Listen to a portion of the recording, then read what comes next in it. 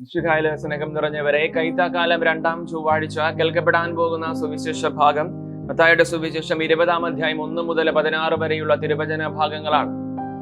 ഉടമസ്ഥൻ ഇങ്ങനെ പല സമയങ്ങളിലേക്കായിട്ട് പുറത്തേക്ക് ഇറങ്ങുമ്പോൾ ഈ തൊഴിൽ അന്വേഷിച്ച് തൊഴിലില്ലാതെ കവലകളിൽ ഇരിക്കുന്ന മനുഷ്യരെ കാണുന്നു. അവരെ മുന്തിരിത്തോട്ടത്തിലേക്ക് എത്തിക്കുന്നു.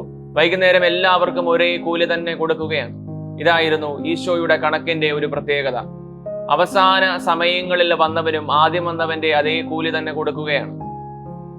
അതുകൊണ്ടാണ് വാൻതുവാനൊക്കെ ഒരിക്കലും റോമില് മാർപ്പാപ്പ ഉൾപ്പെടുന്ന സംഘത്തെ ധ്യാനിച്ചപ്പോൾ പറയുന്നത്, കർത്താവ് കണക്കിൽ വളരെ പുറകോട്ടാണ്.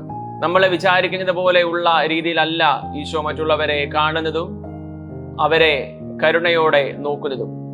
എളിമയോടെ നിൽക്കുക എന്നുള്ളതും വളരെ പ്രധാനപ്പെട്ട കാര്യമാണ്. മുമ്പന്മാര് പലരും പിമ്പന്മാരായി പോയേക്കാം. നമ്മളിങ്ങനെ എളിമയോടെ നിൽക്കുമ്പോൾ ഒരു പക്ഷേ ദൈവത്തിന്റെ മുമ്പിൽ സ്വർഗത്തിന്റെ ദൃഷ്ടിയിൽ നമ്മളായിരിക്കാം ആദ്യ പന്തിയിൽ ആദ്യ സ്ഥാനത്തെത്തുന്നത്.